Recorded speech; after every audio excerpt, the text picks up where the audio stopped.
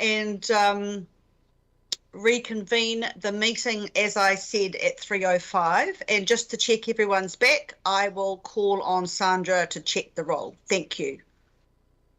Thank you, Madam Chair. Mayor Goff. Here, present and correct. Deputy Mayor Cashmore. Kia ora. Councillor Bartley. Present. OMSB Member Blair. Aye. Councillor Casey. Kia ora, Sandra. Councillor Collins. Kia ora, Sandra. Councillor Coombe. Kia ora anō. Councillor Cooper.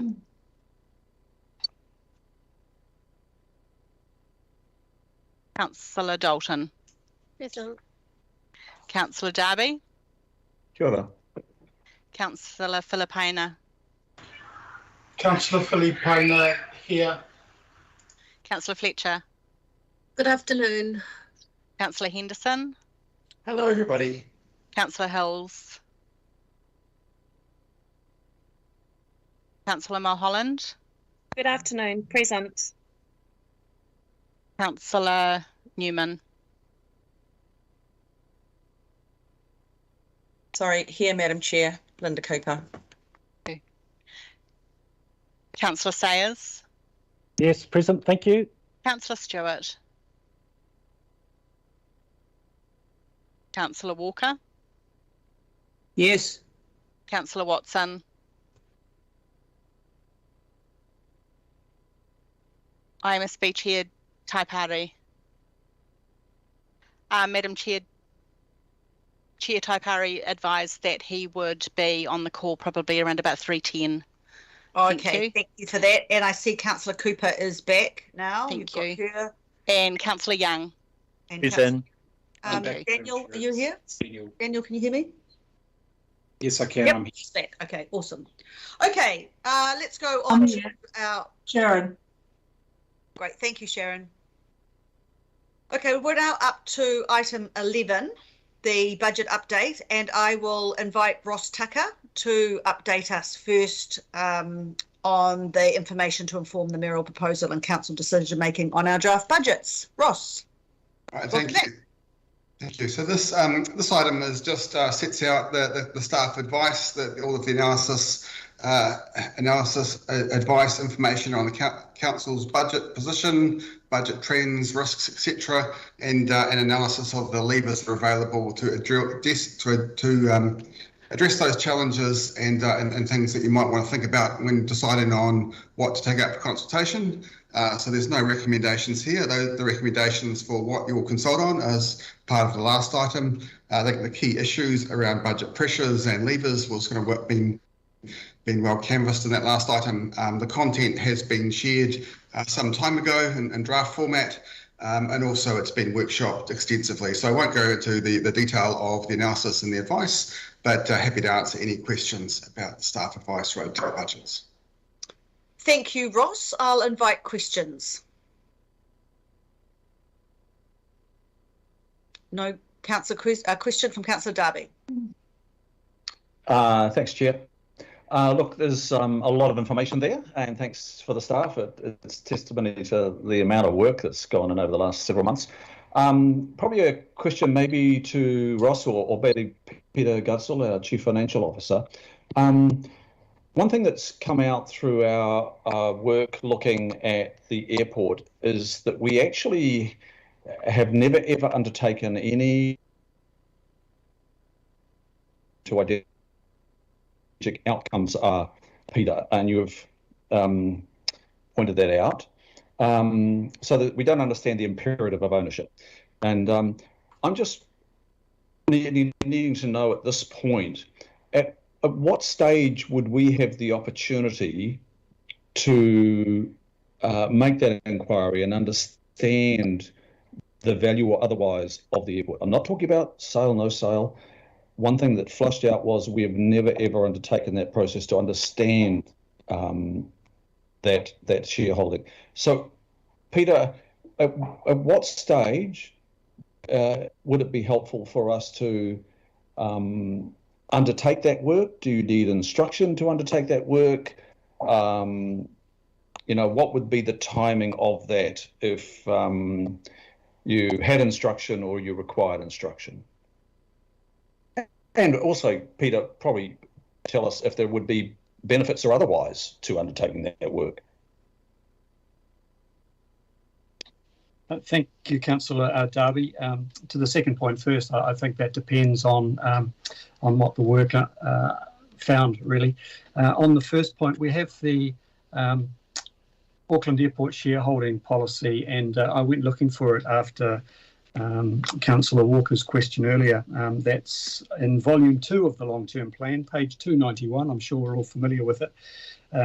And it's got the piece in there, Councillor Walker, around the dividend reinvestment plan. And actually we set out by policy and adoption there to not participate, but the council may decide to make an exception from time to time. So the shareholding policy, Councillor Darby, and through your chair, is one way in which those objectives can be set out, and it does have the objective of maintaining a strategic stake in Auckland Airport and ensuring an appropriate financial return from the investment.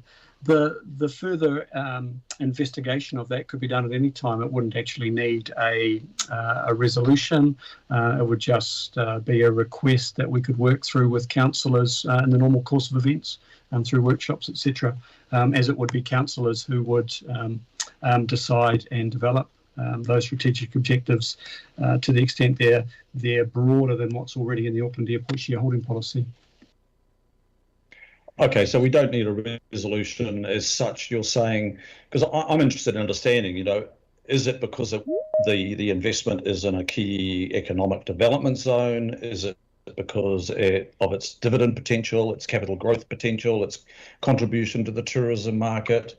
All of that, possibly, but at the moment, Peter, we have not identified any of that or anything else other than what you've just outlined. Probably question, that is. Through you, Chair, that's correct as far as I can identify at this point, and the expansion of that is totally within councillors' remit and control. So I think... sorry, just a little confused there, Chair. Carry on, Chair, sorry. So I was just going to say the answer that I think I'm hearing is that it doesn't need a resolution. The work can happen. It's in the part of the recovery budget. So there, it's all right. Okay. Well, look, I'll hold with the amendment then, Chair. I just think it's something that if we're really conscientious about our work, we should understand what $2.1 billion means to us. Absolutely, Councillor, and I understand your concern around that. And I think actually our Chief Financial Officer has answered that really well. So thank you. Councillor Coombe. Thank you. Yep. Thank you, Madam Chair. Ngā mihi o te ahiahi.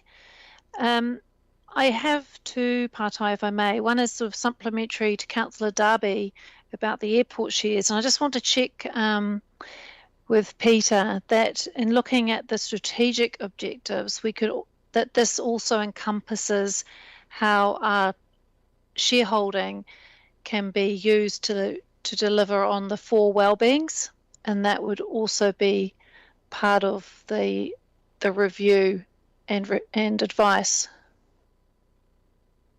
Yeah. Through you, Chair, if that was to be a desire, then it would come back to the degree of shareholding that the council has in the airport and the ability to influence with that shareholding any outcome on wellbeings. Currently, with holding 18.09%, there are no obvious ways in which influence could be extended to create that wellbeing impact external to what the board itself or the company itself was doing. So it could be taken into account. If it was taken into account, then it would have to be in recognition of the current shareholding and plans to drive that wellbeing. Thank you. I guess I would hope, Madam Chair, that it's consistent with the Local Government Act, and our holding of a strategic asset is to deliver on the 4 wellbeing. So the fulsome of the full scope of the advice I would have thought needs to cover that, but happy to let's park that as being progressed.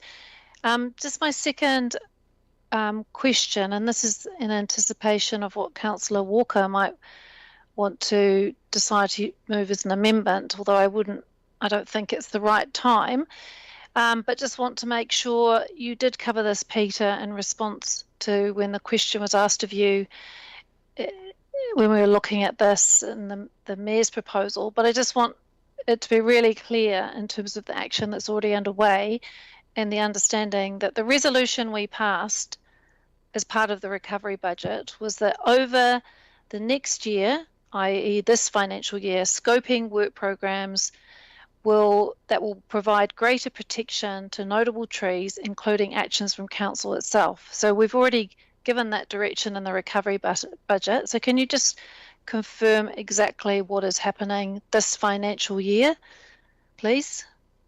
Thank you. I can probably pass to Megan, who's been able to come onto the call now, given this is a work area outside of my gambit. So Megan, if you're on the line.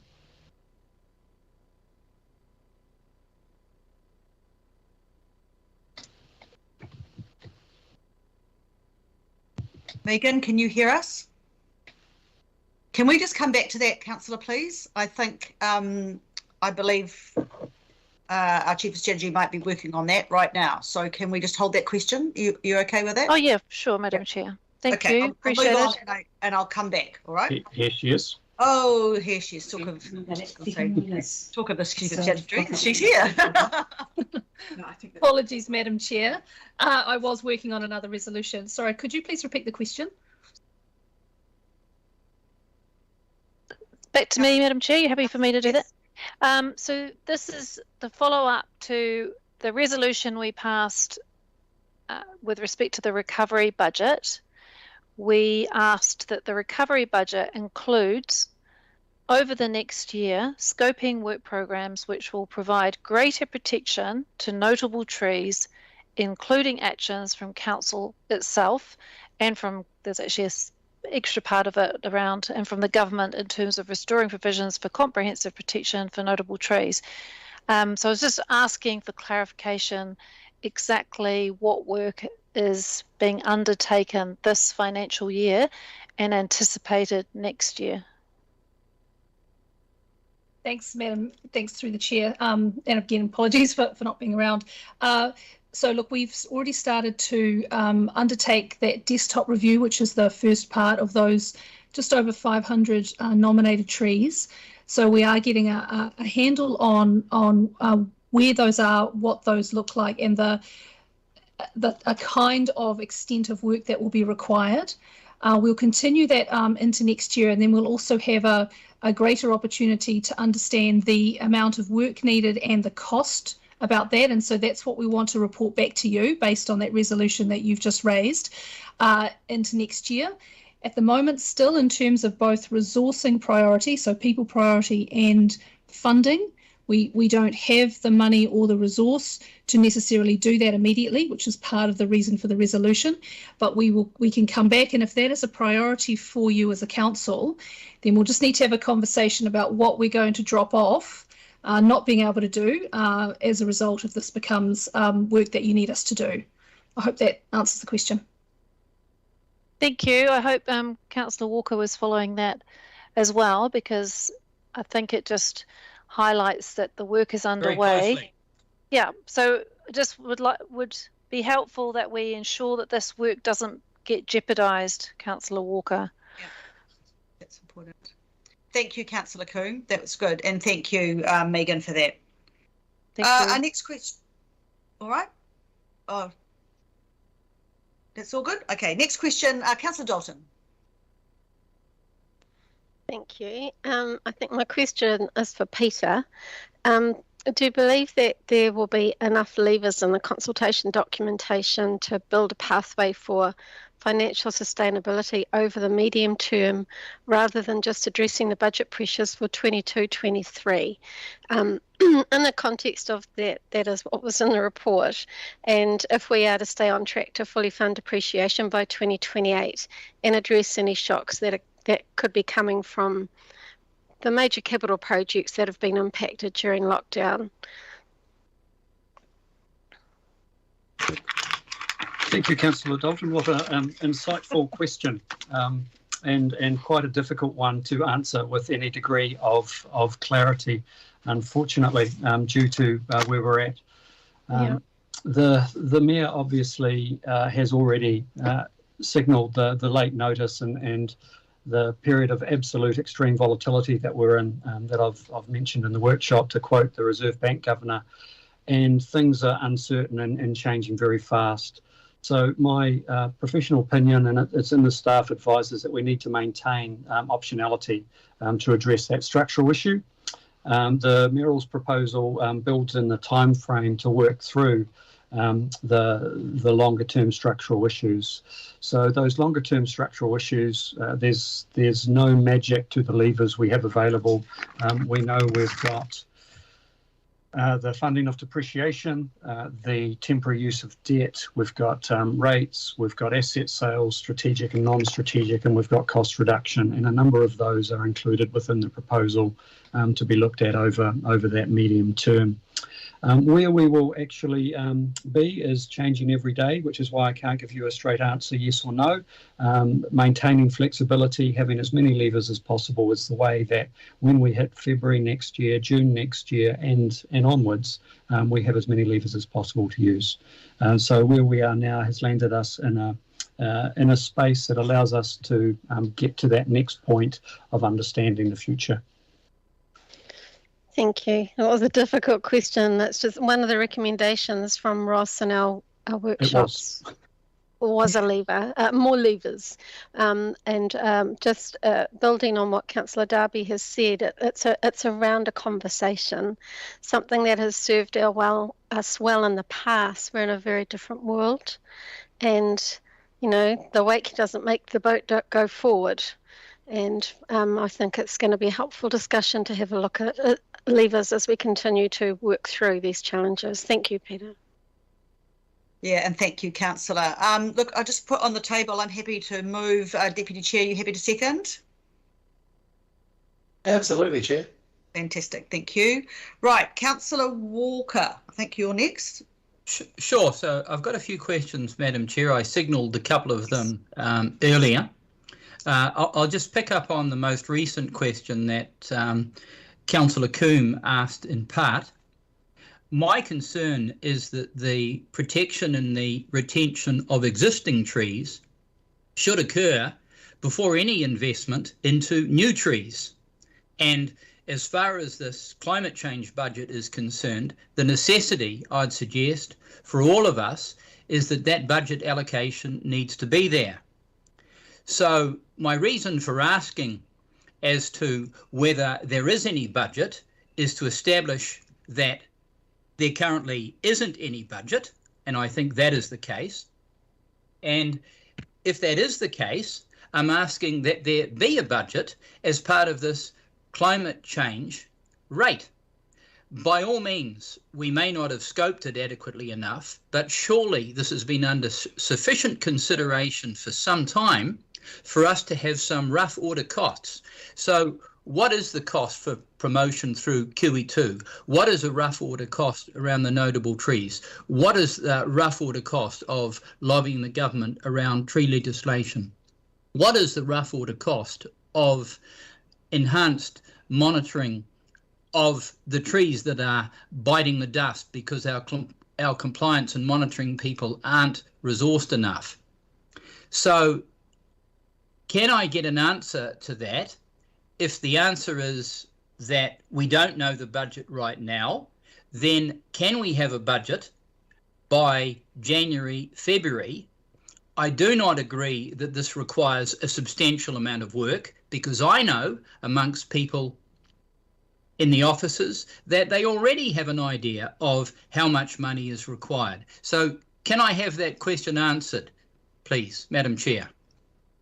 Megan, could I answer that? Thanks, Madam Chair. Thanks, Councillor Walker. Well, look, so you heard my response previously. So we provided advice to you earlier in the year that to have a look at those just over 500 nominated notable trees, plus to review and make sure the unitary plan is accurate on the other 6,000 or 7,000 trees, notable trees, is going to cost over $2 million. So my rough order costs for the kind of work that you're talking about is going to be millions more than that. Now, I realise that's perhaps not quite what you mean by rough order costs, but I guess I'm just questioning again. It will take us time and resource to do that kind of order of costs for those various things. And as I said again, we're under pressure with resourcing, whether that's money resource or people resource, particularly in this case. And then the big question is going to be, once we give you a number of multiple millions of dollars, is are you going to be able to either fund that or tell us what we're not going to do in order to be able to fund that? So I guess if you're asking through the chair, my view about this work, I don't think that it is a priority because once we give you a number, it's going to be quite a big one. However, I'm in your hands, Madam Chair, around what you want to do with that. Thanks. Through you, Madam Chair. So my related question is, what is the carbon cost of the destruction of these trees? And I would suggest that cost is significant relative to immediate gains, of which will be very low from some form of planting. Can we have those numbers? We have a climate change emergency. We've only got 100 months. Another year, 2 years is going to tick by, and we will have done precisely nothing. So it does concern me that we need to have advice, we need to have some budget, and the public of Auckland deserve to be able to make a choice around this, which is what I'm asking. We see the death on a daily basis of trees in almost every ward, some of them significant, and it makes a mockery of the climate change targeted rate if we are not going to have this information and give the public the choice in a process to have their say. So I disagree that we're not doing nothing. We are doing something, and we're starting with notable trees. And at the end of the day, I think that is a good start. The issue that I'm hearing from our Chief of Strategy, and sorry, we don't know what your title is in this capacity, but that's the one I remember, is that we are unsure of the budget and we have a challenge around staff availability to do the work. So I am happy that we've made a start. We potentially we can and should do more. But in this particular environment, unless you have got an option on where to find the many millions for the rest, it would be unwise of us to put it up as a recommendation. I think we will be doing the work, but it's going to take time and money, Wayne. And we've made a start. We're making a start on it, which I think is really... Through you, Madam Chair, I've heard some figures. At least the public of Auckland could have the option of being consulted on those figures so that they can make a determination as to whether they want to see the loss of their landscape or not. We're not even giving them that choice, and they deserve it. Sorry, I didn't mean to interrupt. I don't believe the figures are confirmed. Is that correct, Peter? I can't actually talk to that. I'm not aware of costs being any more than very rough stabs in the dark. Yeah. And I would just confirm that we are tight and additional costs need to come from somewhere. And at this stage, if we don't have the funding for them, it would be imprudent to take additional cost on. So correct me if I'm wrong then. So effectively what I'm hearing is we don't go out with something because we don't know. We don't know because we don't have the money to invest, so we do know. So we lose another 1 or 2 years. That's what it amounts to, because we're not committed to saving trees. That's the bottom line. Otherwise, we would be prioritising this ahead of planting these additional trees. Point of order, Madam Chair. I have a point of order and I will call for that. Yes, Councillor Cooper. Thank you. There are actually two, but just what has just been said now speaks to disrespect, saying that we're not committed to saving trees. And so I would ask you to rule on that and apologise, because a lot of the things we do, we've got a proposal here that's actually talking about planting hundreds of thousands of trees. So Please Wayne, have a rule on that. Yes, rule I accept that. Wayne, I think not hundreds of thousands. And the other one, Madam Chair, Wayne, was around relevancy. Given this is just an update, I'm just wondering whether it's relevant to pursue this line of debate when we've already got a proposal in front of us, and the members asking to add a whole lot more in with no information, and it's it's unfair for the staff to be actually able to provide that on the moment, and unfair for us to be able to debate that without all that information, and we've got to make a decision today. So I'm just wondering whether it's relevant to pursue this line when it actually isn't feasible.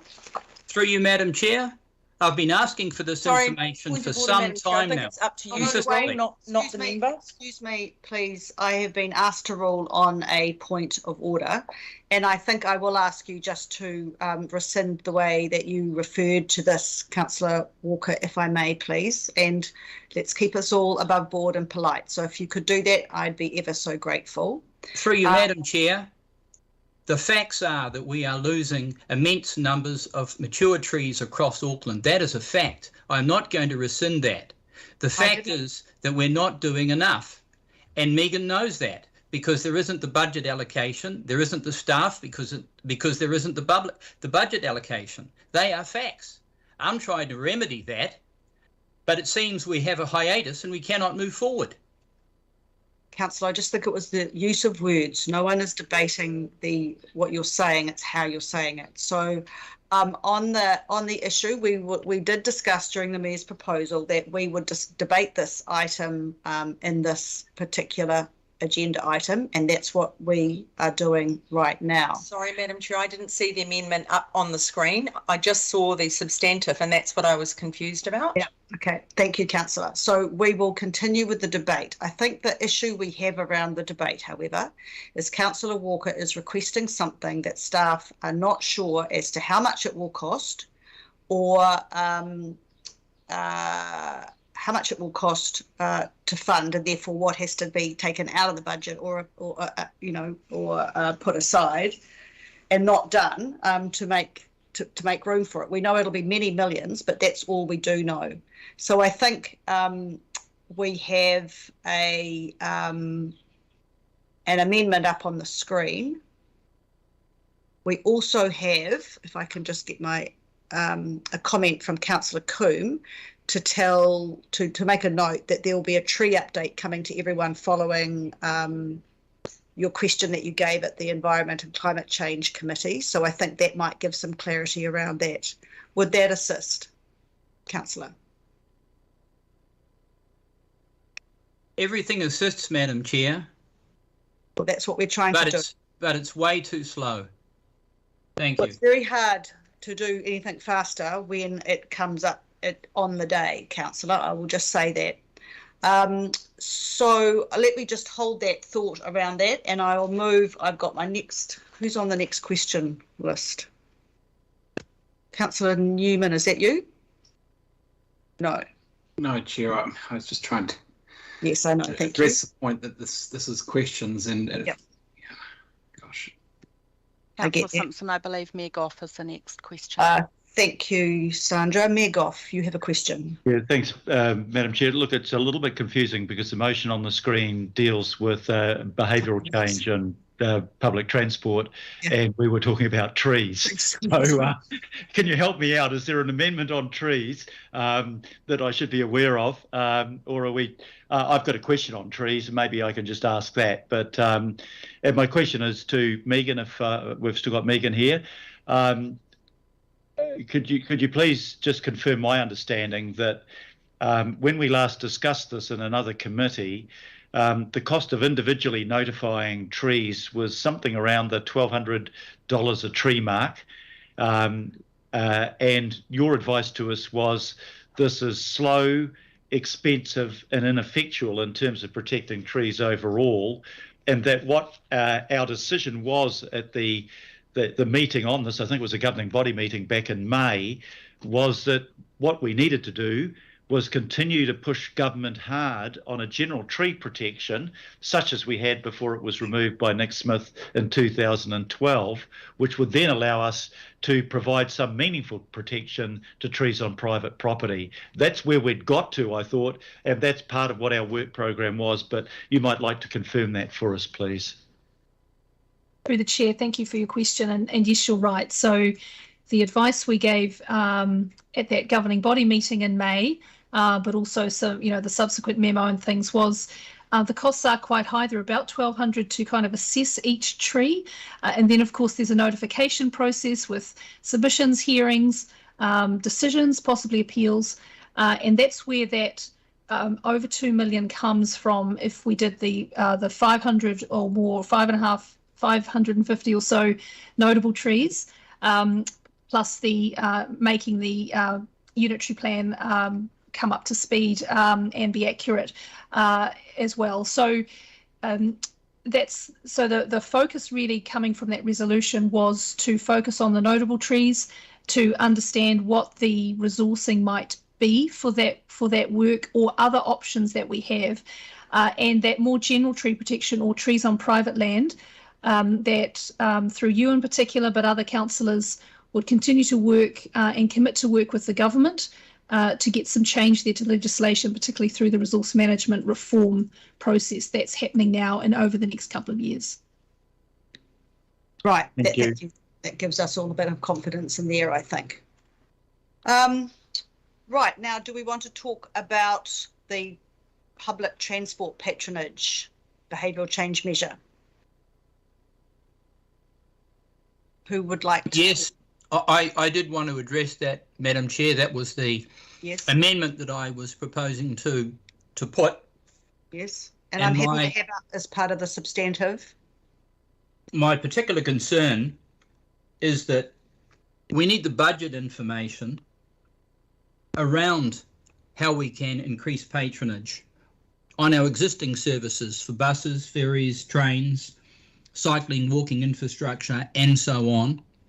I gave the example of the case study up at Millwater. We know that we have a largely sunk cost across our bus, ferry and rail fleet, and what follows is any increase in revenue is a recovery over and above that fixed cost, which is precisely what we need in terms of improving our revenue line. Unless we know what the costs are, it's very difficult to allocate money. I would suggest, based on the Millwater and other studies, it is very cost effective. And coming back to my comment that went to trees, if you were going to spend money, therefore, you'd spend money making better use, far, far better use of what you've got than actually investing in new services, and that changes years off. So my concern is, can we get some of this happening now? We have a climate emergency. How long is it going to take us to actually do some of this work? And So can we have some budget information on it so that people in putting in submissions can say, yes, this is where they want money spent for climate change? So, Councillor, in the recommendations, we put up a recommendations that has budget. It's got 9 million in there, and that will be reported back to us in 2022. Are you happy with the recommendation? I'm happy to have it incorporated as part of the substantive. Well, yes and no. I'm happy, but I would still like to see some information supporting this. And so, for example, should we be spending 20, 30 or 40 million, which might significantly enhance our patronage, give us maybe a payback that is far more than that in terms of revenue, but until we've got that information, we're in the dark, and so is the public. They deserve to know those costs now, so we can actually stop emissions going up and reduce them now, not in 30 months or 3 years or 4 years or 5 years. Thank you. Yeah, I think that came from the TERP recommendations last week that were in the recommendations. But I think the resolution that we've got up there will assist you, Councillor. Hopefully there is budget for that work, and there is a report due back at the beginning of next year. So if I could just ask staff to bring that recommendation up, which I'll defer to my deputy, who's the seconder of this motion, to accept. Yeah, most definitely. Thank you. Sorry, Madam Chair, it's Sandra here. Could we just take a 2-minute break, please? Oh, sure. No worries. We're just Thank you. Okay, let's make it a 5-minute break. 3:45. Thank you. No Thank pressure. you. Go and get a glass of water, everyone.